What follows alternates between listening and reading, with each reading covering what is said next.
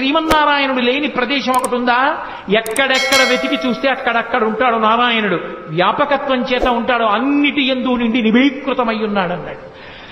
ఓహో అలాగా, అయితే ఈ స్తంభంలో ఉంటాడా అన్నాడు. ఇప్పుడు వస్తోంది నరసింహావతారం. ఎందుకని? పిల్లవాడు అంటున్నాడు అంతటా ఉన్నాడంటున్నాడు. హిరణ్యకశిపుడు ఈ వేళ్లు ముడిచాడు, ఈ వేలు పైకి తీశాడంటే ఇలా చూపించి ఎక్కడో ఆపుతాడు. ఆ వేలు ఎక్కడ ఆగితే అక్కడి నుంచి పైకి రావాలి, రాకపోతే తనని నమ్ముకున్న భక్తుడి మాట వమ్మైపోతుంది. బయటికి రావడం అంటూ జరిగితే శంఖచక్ర గదాపద్మములు పట్టుకున్నటువంటి శ్రీమన్నారాయణుడిగా వచ్చి హిరణ్యకశిప సంహారం చెయ్యడానికి బ్రహ్మగారు ఇచ్చినటువంటి వరం ప్రతిబంధకం. కాబట్టి ఆయన ఎన్ని వరాలు ఇచ్చాడో అన్ని వరాలకి మినహాయింపుగా రావాలి. అన్ని వరాలకి మినహాయింపుగా రావడానికి ఎక్కడి నుంచి రావాలో తన చేతిలో లేదు. హిరణ్యకశిపుడి వేలు ఎక్కడాగితే అక్కడి నుంచి బయటికి రావాలి. హరి సర్వాకృతులంకలండనచు ప్రహ్లాదుండు భాషింప, సత్తరుడై ఎందును లేడు లేడనుచు దైత్యుండు తర్జింప, శ్రీనరసింహకృతి దాల్చనచ్యుతుడు నానాజంగమస్థావరోత్కర గర్భంబుల అన్ని దేశములను దండ ప్రభావంబునన్ అన్నారు పోతన గారు. ఈ బ్రహ్మాండమంతా ఒక నారసింహం అయిపోయింది, అన్నిటిలోకి చేరిపోయింది విష్ణుతత్వం నరసింహావతారంగా. ఎక్కడ వేలాగితే అక్కడి నుంచి బయటికి రావాలి, అన్నిటా నిండిపోయింది. అసలు ఆ నారసింహ తత్వం ఎలా ఉంటుందో అప్పుడు మీరు ఊహించండి. హిరణ్యకశిపుడు ఇలా వేలు తిప్పుతూ స్తంభాన్ని చూపించాడు, ఇందులో ఉన్నాడా అన్నాడు. మళ్ళీ అదే మాట అడగద్దు, అంతటా ఉన్నాడు, ఉంటే వస్తాడా? వస్తాడు నాన్నా, నువ్వు పిలువు. ఇప్పుడు కొడుకు మాట కాదని నిరూపించాలి, కొడుకు మాట నిలబెట్టాలి పరమేశ్వరుడు. ఇది ఆయన దయ. పిల్లవాడు ధైర్యంతో మాట్లాడుతున్నాడు, ఉన్నాడు పరమేశ్వరుడు అంటున్నాడు. అతని మాట నిలబెట్టడానికి బ్రహ్మాండమంతా నారసింహమైంది. హిరణ్యకశిపుడు ఆ స్తంభాన్ని ఒక్క దెబ్బ కొట్టి రమ్మను ఇందులోంచి అన్నాడు. అలా అనడం ఏమిటి? పెటపెట చటచట చప్పుళ్ళొచ్చి ఆ స్తంభం బద్దలైపోయింది. బద్దలైపోయి అందులోంచి ఒక్కసారి విస్ఫులింగములు పైకొచ్చి పెద్ద కాంతి మండలం ఏర్పడి కన్నులతో చూడడానికి వీలు కానంత భయంకరమైన తేజస్సు ఒకటి బయటకు వచ్చింది. ఆ తేజస్సులోంచి పట్టుపుట్టం కట్టుకుని స్వామి నిలబడ్డారు. భయంకరమైనటువంటి గర్జన చేస్తుంటే ఆయన పాదములు తీసి వేస్తుంటే ఆయన యొక్క వేగాన్ని ఒత్తిడిని తట్టుకోలేక 1000 పడగలున్నటువంటి ఆదిశేషుడు సార్వభౌమము మొదలైనటువంటి దిగ్గజములన్నీ కూడా భూమి యొక్క బరువుని ఓర్చలేక తలలు వంచేసాయి. ఆయన పాదములలో చక్రరేఖ, శంఖరేఖ, పద్మరేఖ, నాగలి, అమృతభాండము మొదలైనటువంటి దివ్యమైన చిహ్నములు కనపడుతున్నాయి.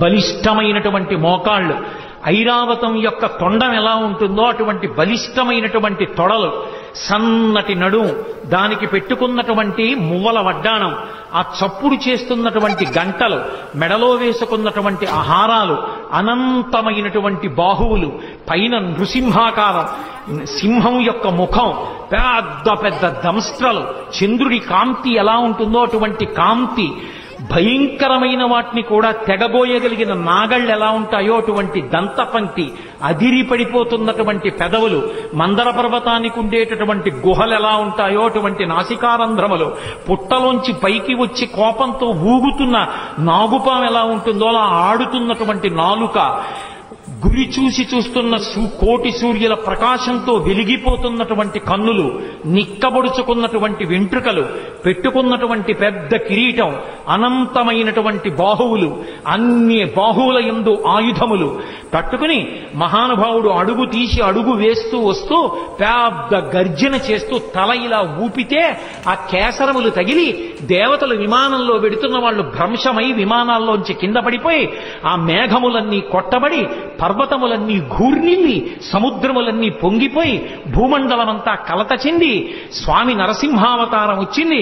ఇప్పటి వరకు విష్ణుమూర్తి ఉగ్రతత్వాన్ని పొందనటువంటి వాడు అపారమైనటువంటి కోపంతో తన యొక్క పరమభక్తుడైనటువంటి ప్రహ్లాదుణ్ణి హిరణ్యకశిపుడు నిగ్రహించాడన్న కోపాన్ని ఆపుకోలేక ఉగ్ర నరసింహావతారమై వచ్చాడని లోకమంతా భీతిల్లిపోతే 33 కోట్ల మంది దేవతలు ఆకాశంలో నిలబడి స్తోత్రం చేస్తుంటే హిరణ్యకశిపుడు ఆ వెలుతురు చూడలేక స్వామి చుట్టూ తిరిగి గదాదండంతో కొట్టడానికి ప్రయత్నిస్తుంటే దేవతలు విడిచిపెట్టకుండా సంహరించమంటే ఒక్కసారి పెద్ద గర్జన చేస్తూ గబగబా వెళ్లి ఆ హిరణ్యకశిపుని యొక్క డొక్కల దగ్గర పట్టుకుని పైకెత్తి కలుగులోకి పారిపోతున్నటువంటి ఎలుకని నాగుపాం పట్టుకుని పడగ పైకెత్తితే ఎలా ఉంటుందో అలా డొక్కల దగ్గర పట్టుకుని పైకెత్తి గడప దగ్గరికి తీసుకొచ్చి ఇంట్లో కాదు బయట కాదు గడప మీద పగలు కాదు రాత్రి కాదు ప్రదోషవేళ ఏ ఇతరమైనటువంటి ప్రదేశమునందు కాకుండా పంచ పైకి తీసి తొడల మీద పెట్టుకుని పంచ కట్టి ఉంటే దిక్కులుంటాయి, పంచ పైకి తీస్తే దిక్కులుండవు. అదొక శాస్త్రం. ఇప్పుడు నేను దాని గురించి వ్యాఖ్యానం కుదరదు. పంచ పైకి తీసి తొడల మీద పెట్టుకుని ఆ ప్రాణమున్నది కాదు ప్రాణము లేనిది కాదు, జంతువు కాదు పాము కాదు, ఆయుధం కాదు వస్త్రం కాదు శస్త్రం కాదు, రాక్షసులు కాదు దేవతలు కాదు యక్షులు కాదు గంధర్వులు కాదు కిన్నెరులు కాదు కింపురుషులు కాదు నరుడు కాదు జంతువు కాదు, నరసింహమై ఆ గంగానది సుడి తిరిగినట్టుగా ఉన్నటువంటి ఆ నాభి కనపడుతుండగా విశాలమైనటువంటి వక్షస్థలంతో పెద్ద పెద్ద ఆ దంతములతో దంస్ట్రలతో దగ్గరగా చూస్తుంటే ఆయన ముఖం వంక చూసి మృత్యు ఆసన్నమైందని తెలివి తప్పి తలవాల్ చేసినటువంటి హిరణ్యకశిపుణ్ణి తొడల మీద వేసుకొని పెద్దగా పెరిగినటువంటి తన గోళ్లు ఆ కడుపులోకి దింపి చీల్చి ఆ గోళ్లని గొడ్డళ్లుగా చేసి వక్షస్థలంలో ఉన్న ఉరపంజరపు ఎముకటన్నింటినీ కోసేసి పటపట విరిచి ప్రేగులు తీసి మెళ్ళో వేసుకుని ధారలుగా కారుతున్న నెత్తురు దోషిళ్లతో పట్టి తాగి కేసరములన్నీ నెత్తుటితో తడిసిపోతే పంచా తాను నెత్తుటితో తడిసి అక్కడ ఉన్న రాక్షస గణములన్నిటినీ సంహారం చేసి పెద్ద శబ్దాన్ని చేస్తూ ఆ ప్రేగులు తీసి మెళ్ళో వేసుకుని గిరగిర తిప్పి డొల్లబడినటువంటి హిరణ్యకశిపుడి శరీరాన్ని విసిరేసి భయంకరాకృతితో నడుస్తుంటే బ్రహ్మాది దేవతలందరూ స్తోత్రం చేశారు.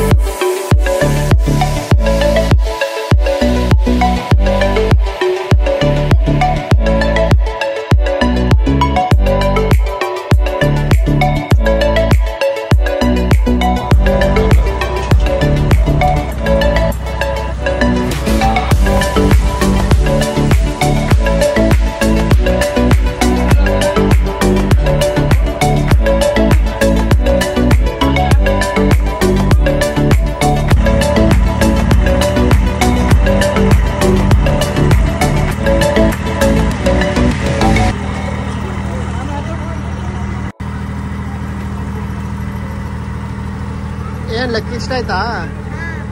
ಹೆಂಗೆ ಇಷ್ಟ ಆಯ್ತು? ಬಂದಿದ್ದ ಇದಕ್ಕೆ ಮುಂಚೆ ನೀನು ಬಂದಿದ್ದ?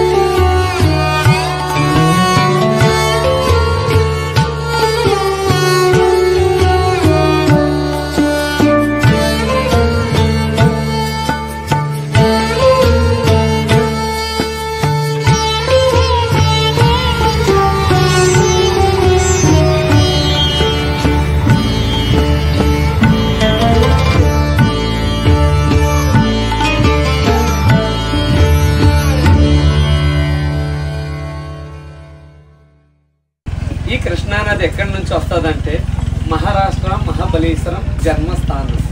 అక్కడ నుంచి కర్ణాటక ఆల్మట్టి, బీచపల్లి, నారాయణపూరు, తుంగభద్ర, జోరాల, నెక్స్ట్ శ్రీశైలం. ఈ గేట్లు ఓపెన్ చేస్తే నాగార్జున సాగర్ ఓపెన్ చేస్తే విజయవాడ ఓపెన్ చేస్తే సముద్రంలో కలుస్తుంది. సముద్రంలో ఎక్కడ కలుస్తుంది అంటే కృష్ణా డిస్టిక్ అని అంశద్వీప్లో ఒక బంగాళాఖాతంలో కలుస్తుంది. ఇదే డ్యామ్. ఈ డ్యామ్ ఒరిజినల్ నేమ్ వచ్చి మీలో ఎవరికైనా తెలుసా? చెప్పండి సార్. నీలం సంజీవరెడ్డి సాగర్. శ్రీశైలంలో ఉంది కాబట్టి శ్రీశైలం డ్యామ్, లేదంటే శ్రీశైలం ప్రాజెక్ట్. ఈ రెండు పేర్లు టీవీలో పేపర్లో చూస్తుంటాం. అయితే 1963లో నెహ్రూ గారు శంకుస్థాపన చేస్తే 83 నాటి కంప్లీట్ అయిందండి. 20 years పట్టింది. ఈ డ్యామ్ కట్టేటప్పుడు నీలం సంజీవరెడ్డి గారు మన సీఎంగా రాష్ట్రపతిగా చేశారు. ఆయన ఈ డ్యామ్ కట్టేటప్పుడు ఎంతో కృషి చేశారు కాబట్టి ఆయన చనిపోయిన తర్వాత ఆయన పేరు పెట్టారు. రైట్ సైడ్ గ్రీన్ బిల్డింగ్ కనబడుతుందిగా, అది right side power house, AP Andhra Pradesh. ఈ లెఫ్ట్ సైడ్ ఎల్లో బిల్డింగ్ కనబడుతుంది, ఇది left side power house Telangana కాబట్టి. పవర్ హౌస్లు అంటే పవర్ హౌస్లు కాదు, పవర్ హౌస్లు డ్యామ్ ఫ్రంట్ సైడ్ ఉంటాయి. పవర్ హౌస్లకి వాటర్ వెళ్ళే గేట్ ఆపరేటింగ్. ఈ రైట్ సైడ్ పవర్ హౌస్ ఒకసారి రన్ అయితే 770 megawatts. ఈ లెఫ్ట్ సైడ్ వచ్చి 900. ఇంతకుముందు పవర్ ప్లాంట్ కాలిపోయి గుర్తుందా లేదా? ఈ లెఫ్ట్ సైడ్ మనకి వాటర్ వచ్చే సైడ్ గానే 16 kilometers బయలుదేరితే అక్క మహాదేవి కేవ్స్ విన్నారు కదా, సుమారు 800 సంవత్సరాలు పైబడి జరిగింది కదండి ఇది. అక్కడ 1,00,000 సంవత్సరాలు ఏర్పడ్డ కేవ్స్ ఒకటి ఉందండి పురాణ వృత్తాలు చెప్పిన లెక్కల ప్రకారంగా. అక్క మహాదేవిది కర్ణాటక. మల్లికార్జున స్వామి ఒక స్వరూపాన్ని చూసి పెళ్ళంటూ చేసుకుంటే ఆ మల్లికార్జున స్వామినే పెళ్లి చేసుకోవాలని వీరశైలి మతస్థురాలు ఒంటి మీద నులుపోగు లేకుండా ఇక్కడ మల్లికార్జున స్వామి దర్శనానికి వచ్చిందండి. ఆమెకు నిర్ణీయ కారణాల వల్ల వస్త్రాలు వదిలేయడం అనేది ఆమె తల ఎంటికలే వస్త్రాలుగా ఏర్పరచుకుందాం. పేరు మహాదేవి. అందరూ అక్క అక్క అన్న వాళ్ళు అక్క మహాదేవి పిలువబడుతుంది. అక్క మహాదేవి ఇక్కడ మల్లికార్జున స్వామి దర్శించి 1,00,000 సంవత్సరాలు ఏర్పడ్డ కేవ్స్ లోపలికి దాదాపు 12 సంవత్సరాలు తపస్సు చేసింది. ఆమె తపస్సుకు ప్రతిరూపంగా శ్రీ బ్రహ్మరాంబ మల్లికార్జున స్వామి ప్రత్యక్షమై ఒక స్వయంభూ శివలింగాన్ని నిలిపించారు కేవ్స్ లోపల. మన శ్రీశైలంలో ఉన్నది జ్యోతిర్లింగం అంటాం, అదేమో స్వయంభూలింగం. మన శ్రీశైలంలో లింగానికి 1000 రూపాయలు పెట్టి మనోభిషేకాలు చేస్తుంటాం, లేదంటే పూజారులు చేస్తారు. ఆ కేవ్స్ లోపల ఉన్న లింగానికి న్యాచురల్గా అభిషేకం జరుగుతూనే ఉంటుంది. అక్కడ 365 రోజులు అభిషేకం పడుతూనే ఉంటుంది. ఆ పడే వాటర్ ఎక్కడి నుంచి వస్తుంది ఎవరికి అంచెక్కని ప్రశ్న అండి ఇప్పుడు వరకు. ఆమె అక్కడ కొంతకాలం తపస్సు చేసి దానికి ఆపోజిట్లో కొండ ఒకటి ఉందండి, కదిలీవరం అంటారు. ఆమె అక్కడికి వెళ్ళి కొంతకాలం తపస్సు చేసి అక్కడే శివుడిలో ఒక జ్యోతి రూపంలో ఐక్యమైపోయింది. మీరందరూ ఇక్కడ స్వామివారి దర్శనానికి వెళ్ళారు కదా, ఇంతకుముందు కానీ ఈ రోజు కానీ మీలో శ్రీశైలం లింగం తాకిన వాళ్ళు ఎవరైనా ఉన్నారా? లింగం తాకడానికి వెళ్ళిన వరకు అయితేనే గర్భగుడిలో విగ్రహాలు కనబడతాయి. దూరం దర్శనం అనేటప్పుడు గుమ్మాలు ముందు నుంచి చూస్తుంటాం. మీరు గర్భగుడిలోకి వెళ్ళేటప్పుడు ఫస్ట్ దూరం దాటినంటే లెఫ్ట్ సైడ్ లో బ్లాక్ విగ్రహం ఉంటుంది. ఎప్పుడు గమనించారా? ఆ మక్కమాదేవి లింగం తాకలేని రోజులు ఎప్పుడైనా తాకడానికి వెళ్తే గమనించండి, రైట్ సైడ్ 2 విగ్రహాలు ఉంటాయి. యామారెడ్డి, మల్లమ్మ, చిద్రామప్ప. వీళ్ళ ముగ్గురు కూడా కర్ణాటక వాళ్ళే, మనకలాగా మానవ జన్మెత్తిన వాళ్ళే. శ్రీశైలం గర్భగుడిలో పెట్టారంటే వాళ్ళు ఎంత భక్తిపరులు అనేది ఒకసారి ఆలోచించండి. మనకులాగా మానవ జన్మ ఎత్తిన వాళ్ళు విగ్రహాలు తీసుకెళ్లి భూ ప్రపంచంలో ఎక్కడని చూసామా? శ్రీశైలం గర్భగుడిలో తప్ప ఎక్కడా లేదు. మనకి ఈ ప్లేస్ వరకే పాతాళగంగ అంటాం. పాతాళగంగని ఎందుకు అంటామంటే కాశీ నుంచి గంగా నది అంతర్వాయంగా భూగర్భ జలాలకు మనకు వచ్చిందంటారు. అందువల్ల ఈ ప్లేస్ కి అంత పవిత్రత, ప్రత్యేకత. నది వచ్చి కృష్ణానది, ఫారెస్ట్ వచ్చి నల్లమల ఫారెస్ట్, డ్యామ్ స్టోరేజ్ వచ్చి 885 ఫీట్స్ అండ్ చెట్లు మొదల వరకు. ఇప్పుడు నార్మల్ డీప్ చూసుకుంటే 883 ఫీట్ ఉందండి, అంటే 2 ఫీట్ డౌన్ అన్నమాట. ఇదే పాతాళగంగలో చంద్రగుప్తుడనే మహారాజు తన కూతురు శాపం వల్ల పచ్చల పండ అయి ఉన్నాడు. అందువల్ల చూడటానికి వాటర్ అంతా గ్రీన్ కలర్లో ఉంటుంది. ఇదే వాటర్ చేతిలో తీసుకున్న వాటర్ బాటిల్ పట్టుకున్న ఫ్లోర్ వైట్గా ఉంటుంది. ఈ డ్యామ్లో ఉన్నంతసేపే గ్రీన్ కలర్. ఇదే డ్యామ్ దగ్గర బయటకు వెళ్ళిపోతే ఫ్లోర్ వైట్గానే ఉంటుంది. మీరు నాగార్జున సాగర్ విజయవాడ చూసే ఉంటారు. మీరు స్వామివారి దర్శనానికి వెళ్ళేటప్పుడు మండపంలో పెద్ద నందుటం చూసే టెంపుల్ లోపల అదే షేప్ నంది పాతాళగంగలో ఉంది. ఊళ్ళో ఉన్నదాన్ని శనగల భస్మం అని అంటారు. ఈ పాతాళగంగలో ఉన్నదాన్ని ఉప్పులే భస్మం అని అంటారు. ఈ పాతాళగంగలో స్నానం చేసిన, తలపై నీళ్ళు జలుపుకున్నా చేసిన పాపాలు పోతాయని చరిత్రలు ఉన్నాయి. ఐషు మన అందరూ తెలుసున్నది. మనం శ్రీశైలం వస్తాం, ఎన్నో వందల వేల ఖర్చుని శ్రీశైలం వస్తాం. స్వామివారు దర్శనం చేసుకుంటాం, లడ్డు ప్రసాదాలు, స్నానాలు, వీలుగా ఉంటే ఇట్లా బోటింగ్ చేసుకుంటాం, వెళ్ళిపోతుంటాం. మనం శ్రీశైలం వచ్చినందుకు ఎంత ఖర్చు పెట్టుకుని వచ్చినా అందువేలో సాక్షి గణపతి గుడి ఒకటి ఉంది. కంపల్సరీ శ్రీశైలం వచ్చేటప్పుడైతే కానీ వెళ్ళేటప్పుడైతే కానీ మన గోత్రనామా చెప్పకుండా సాక్షి గణపతిని దర్శించుకోవాలంటుంది. ఎందుకంటారేమో కైలాసంలో తన తండ్రి ఎదురుకుండా శివుడి ఎదురుకుండా సాక్ష్యం పలుకుతాడన్నమాట. ఎవరెవరు శ్రీశైలం వచ్చారు, ఎవరెవరు శ్రీశైలం రాలేదనేది. త్రేతాయుగంలోని శ్రీరామచంద్ర ప్రభు స్వామివారిని దర్శించి ఆ సాక్షి గణపతిని సందర్శించినట్టు చరిత్రలు ఉన్నాయి. అందువల్ల సాక్షి గణపతిని పిలువబడుతుంది. మన శ్రీశైలంలో చూడవలసిన ప్రదేశాలు, మన బోటింగ్ ప్లేస్లో కొండపైన గోపురం కనబడుతుంది. అది ఛత్రపతి శివాజీ మ్యూజియం. అమ్మవారి టెంపుల్ బ్యాక్ సైడ్ ఉంటుంది. శివాజీ చరిత్ర అంతా దాంట్లోనే ఉంటుంది. కిలోమీటర్ దూరంలో యామారెడ్డి మల్లమ్మ కన్నీరు ఆశ్రమం ఉంది. చెక్ పోస్ట్ దాటిన తర్వాత సాక్షి గణపతి, పాలధార పంచదార, అటికేశ్వరం, శిఖరం. శ్రీశైలం నుంచి 22 కిలోమీటర్ల లాంగ్ జర్నీ చూసుకుంటే ఇష్ట కామేశ్వర టెంపుల్ విన్నారు కదా. ఓన్లీ జీపులు మాత్రమే నడిస్తే వేరే వెహికల్ వెళ్ళాలి. ఒక మనిషికి 1000 రూపాయలు తీసుకుంటారు. శిఖరం కానీ 2 కిలోమీటర్ల ముందుకెళ్తే లెఫ్ట్ సైడ్లో ఉంటుంది దారది. మన భారతదేశం మీద ఎక్కడా లేదండి ఇష్టకామేశ్వర టెంపుల్, ఓన్లీ శ్రీశైలం ఒకసారి ఉంది. అక్కడ ఇష్యూ ఏంటంటే మన నుదుటికి బొట్టు పెట్టుకుంటే మన నుదుటి స్పర్శ ఎంత మెత్తగా తగులుతుందో అమ్మవారి విగ్రహానికి రాతికి బొట్టు పెడితే అంతే మెత్తగా తగులుతుంది. ఒక రాతికి మనకలాగా స్పర్శ తగులుతుందంటే ఎంత పవిత్రమైన ప్లేస్ అనేది ఒకసారి ఆలోచించండి.